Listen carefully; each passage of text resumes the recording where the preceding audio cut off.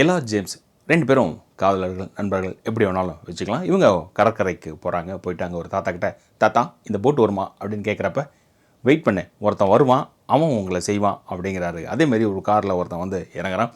Jai Carney, இவர் தான் இந்த படத்தினுடைய சைக்கோ கில்லர். இவங்க 2 பேரையும் அந்த படகளை ஏற்றிட்டு ரொம்ப தூரம் நடுக்கடலுக்கு போகிறாரு. என்ன ஒரு ஆச்சரியம் அப்படின்னா, உங்களுக்கு இதை மறக்க முடியாத சம்பவமாக மாற்றுறேன் அப்படின்னு சொல்லுவார். என்ன பண்ண போகிறீங்க அப்படின்னா, ஸ்விம்மிங்க்கு மாறுங்க அப்படின்னு சொல்கிறாரு. உடனே இவங்க 2 பேரும் ஸ்விம்மிங் காஸ்டியூமுக்கு மாறுறாங்க. ரொம்ப நேரம் கையை தடவிட்டு பேசிகிட்டு இருக்கிறப்ப நம்ம ஜெய் என்ன சொல்கிறாரு, 2 பேரும் என்ன போர் பிளேவாக பண்ணிகிட்டு இருக்கிறீங்க, பார்க்குறாங்க அப்படின்னு கூப்பிட 2 பேரும் போய் நிற்கிறாங்க. உடனே ஒரு கூண்டுக்குள்ளார இறக்கி விட்றாங்க. அந்த கூண்டு கடலோட ஆழப்பகுதிக்கு போகுது.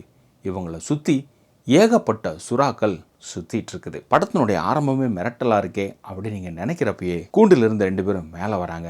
எப்படி இருக்க எக்ஸ்பீரியன்ஸ் அப்படின்னு நம்ம ஜெய் கேட்க, சிறப்பாக இருந்ததுப்பா அப்படின்னு சொல்கிறாங்க. அப்படியா, சுறாக்கு தீனி போட்டுடலாமா அப்படின்னு. என்ன பண்ணுவீங்க அப்படின்னா, ஜெய் கையில் இருக்கக்கூடிய கத்தி எடுத்து ஜேம்ஸனுடைய தொண்டையிலேயே ஒரு 5-6 குத்து சரக்குன்னு காதலி முன்னாடியே உள்ளங்கையை வச்சு நெஞ்சில் ஒரே தள்ளு.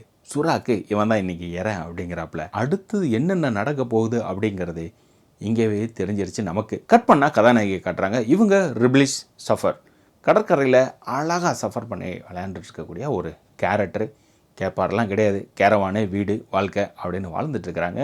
தன்னுடைய கேரவானுக்கு வரப்போ ஜோஸுங்கிற ஒரு கேரக்டர், நல்ல அம்சமாக 6 அடியில் இருக்கக்கூடிய ஒரு ஆள், எனக்கு உதவி பண்ண முடியுமான்னு கேட்குறப்ப சரி வா அப்படின்னு போகிறாங்க. என்னடா அப்படின்னு நம்ம எதிர்பார்த்தோம்னா, இந்த அம்மாவுடைய கார் பேட்டரியிலேருந்து அவருடைய லக்ஸுரி காருக்கு சார்ஜை பூஸ்ட் பண்ணுறாங்க. இந்த 2 பூஸ்ட்டுமே அன்னைக்கு இரவே வந்து ஃபயர் ஆகுது. ஒரு அடல்ட் கண்டென்ட்டு ப்ளே ஆகுது. ஸோ 2 பேரும் பேசி சிரிச்சுக்கிட்டு, நீ உன் வேலையை பாரு, நான் என் வேலையை பார்க்குறேன் அப்படின்னு ஃபோன் நம்பரை பரிமாறிக்கிட்டு கிளம்பி போகிறப்ப ஜெய் இருக்கார் இல்லையா, கதாநாயகன் தூக்குறாப்புல. சும்மாலாம் கிடையாது, கழுத்தில் ஒரு பெரிய இன்ஜெக்ஷனை இறக்குறாப்புல. மயக்கம் தெளிகிறது அடுத்த நாள் தான் அப்படிங்கிற மாதிரி தன்னுடைய காருக்குள்ளார தூக்கி போட்டு போட்டில் ஏற்றுறாப்புல. என்னன்னு ஓப்பன் பண்ணி பார்த்தா, இந்த பக்கம் ஓப்பனிங்கில் ஒரு பொண்ணு எலாவை தூக்குனா இல்லையா, அவள் ஒரு பெட்லேயும், இந்த கதாநாயகி ஹசி ஒரு பக்கத்துலேயும் படுத்து கிடக்கிறாங்க. இங்கே நமக்கு ஒன்று தோணும், இவன் எதுக்கடா இந்த 2 பேரையும் பிடிச்சி வச்சுருக்கிறான்? ஒன்றும் செக்ஸுவல் ஹராஸ்மெண்ட் பண்ண போகிறானா, இல்லை இவங்க 2 பேரையும் விற்று பணமாக்க போகிறானா, என்ன பண்ண போகிறான் அப்படிங்கிற ஒரு கேள்வி ஒன்று எழும். இதே நேரத்தில் அவன் டிவியை ரசிச்சுக்கிட்டு ஃபுட்டு சாப்பிட்ருப்பான். அது என்ன அப்படின்னா, இவன் ஒவ்வொருத்தரையும் கொல்றப்ப அழகாக வீடியோ கேப்சர் பண்ணி வச்சுருந்துருப்பான்.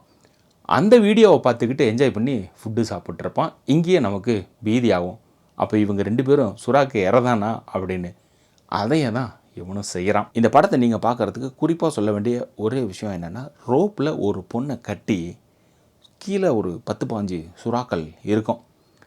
ஏற்கனவே இந்த கோழி ரத்தம், அந்த ரத்தம், இந்த ரத்தம், கறி எல்லாத்தையும் போட்டுவிட்டு சுறாவை லைனை பண்ணி நிற்க வச்சுட்டு கேமராவை ட்ரைபாடில் போட்டு ஃபோக்கஸ் பண்ணி வச்சுருவாப்பில். இன்ச் பை இன்ச்சாக அந்த ரோப்புங்கிறது அந்த சுறாக்கு கீழே போயிட்டுருக்கோம். இவன் அழகாக சிரிச்சுக்கிட்டு அதை கேப்சர் பண்ணிக்கிட்டே இருப்பான். அந்த கதாநாயகி இருக்கா இல்லையா, அவ்வளோ ஒரு சேரில் உட்கார வச்சுக்கிட்டு தயவுசெய்து அதை பாரு அப்படின்னு சொல்கிறதும், அங்கே என்னென்ன நடக்கோ, இவளோட ரியாக்ஷன் என்னென்ன ஆகுதோ அப்படிங்கிறத 2ம் ஒரே கேமராவில் ஷார்ட் பை ஷார்ட்டாக எடுத்துக்கிட்டு ரசிச்சுக்கிட்டு என்ஜாய் பண்ணிகிட்ருப்பான் அந்த மனுஷன். ஸோ இது கதாநாயகிக்கும் தொடரப்போகுது அப்படிங்கிற ஒரு ட்விஸ்ட்டோட இங்கே நான் முடிக்கிறேன். எதுக்காக ஜெய் இந்த மாதிரியான விஷயங்கள் எல்லாம் பண்ணிகிட்ருக்கிறான்? கதாநாயகியை காப்பாற்ற கதாநாயகன் வருவானா இல்லையா? அப்படியே அவன் உள்ளே வந்தாலும் இவங்கிட்ட மாட்டிக்கிட்டு என்னென்ன மாதிரியான சித்திரவாதைகள்லாம் அனுபவிக்க போகிறான் அப்படிங்கிற கதை தான் இந்த படத்தினுடைய கதை. ஸோ இது ஒரு Australian psychological drama movie. Time பாஸுக்கு நீங்கள் பார்க்குறதா இருந்தால் பார்க்கலாம் இந்த படத்தை. Dangerous animals. ஸோ இதே போல் நம்ம சேனலில் மற்ற படங்கள் ரிவ்யூ இருக்குது, பாருங்கள். மறக்காமல் சப்ஸ்கிரைப் பண்ணிட்டு மற்றவங்களுக்கும் ஷேர் பண்ணுங்கள்.